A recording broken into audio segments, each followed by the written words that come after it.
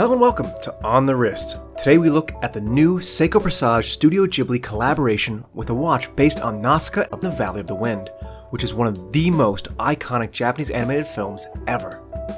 This watch features an artisan enameled dial and design details from the movie. This video is a full design and technical review of this limited edition watch, so without further ado, let's get right into it. This watch is part of the Seiko Presage Craftsmanship series and was designed in honor of the 40th anniversary of Nausicaa of the Valley of the Wind, a Studio Ghibli film. If you haven't seen that movie, I highly recommend you watch it. As a quick summary as told on the Seiko website, the film takes place 1,000 years after the destruction of modern civilization in a war known as the 7 Days of Fire.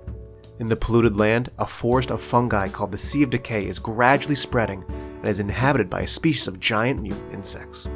Nausicaa, the princess of the Valley of the Wind, becomes embroiled in a struggle between two kingdoms. She strives to unravel the mysteries of the Sea of Decay and find a way for the natural world and humans to coexist. This watch beautifully incorporates many elements of the movie into the design. A main feature in this movie are the gliders and the airships they use to travel. The overall design of this watch plays on the rounded curves seen on many of those machines.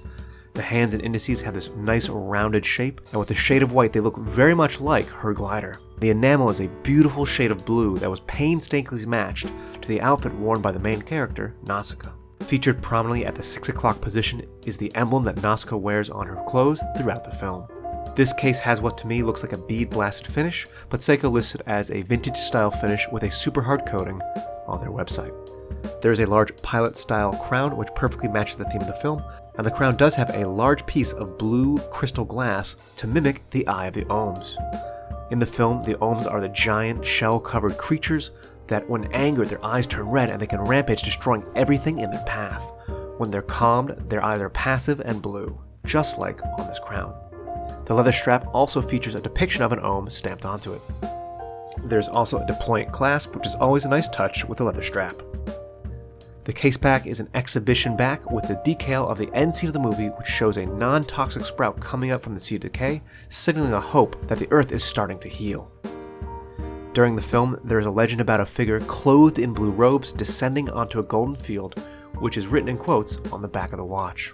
If we talk about the movement specifically, this is the new and unique caliber 6R51 movement, which is a variation on the high-performance 6R55.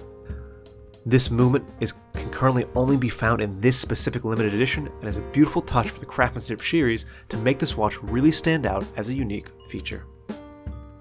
Let's take a look at some of the technical specifications. The technical specs will pull up on the left. The case size is 40.5 millimeters in diameter. The thickness is 12.4 millimeters thick. The lug-to-lug is a 47.8 millimeter distance. The crystal is a dual curved sapphire with anti-reflective coating on the inner surface. The water resistance rating is 10 bar, and the movement is the 6R51, which is a unique caliber for this watch with an accuracy of plus 25 to minus 15 seconds per day with a power reserve of approximately 72 hours. Let's get a couple shots on the wrist. Here we have it on my 7.5 inch wrist.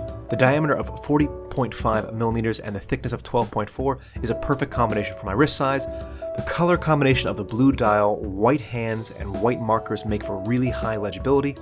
Not too large, great presence, but would still fit under a dress cuff.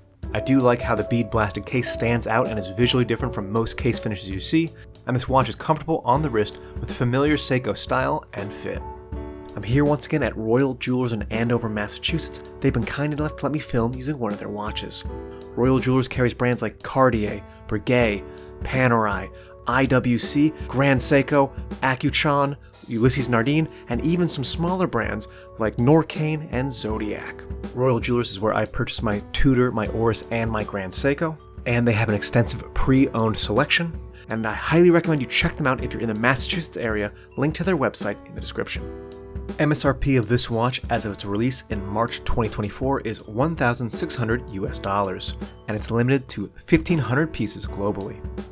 This is part of their Craftsmanship series and the pricing reflects that. While I do struggle with the pure technical specs versus the price point, Seiko does have several other models in this collection around that same price point. Seiko has been starting to create differentiated product lines and raise their overall costs, but at this price point they start to compete for me with brands like Longines and Oris. The enamel dial is a unique and beautiful element of their Craftmanship series, but the rest of their technical specs are challenged compared to the price point. However, I will say that the design elements and the incorporation of the Nausicaa and of the Valley of the Wind elements is excellent, and they have included many well-done film references, and I think that this watch really does an excellent job of being both a work of art, but also a tribute to the film.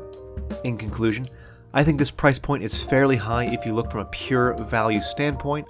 However, the limited edition status and excellent design details referencing the movie make this watch a compelling watch for collectors. But let me know down in the comments below, what do you think about this watch? What is your favorite Studio Ghibli film? Did you like Nausicaa and the Valley of the Wind? Let me know down in the comments below. I'd love to hear what you have to say. That's all for me today. This has been On The Wrist. Thank you for watching.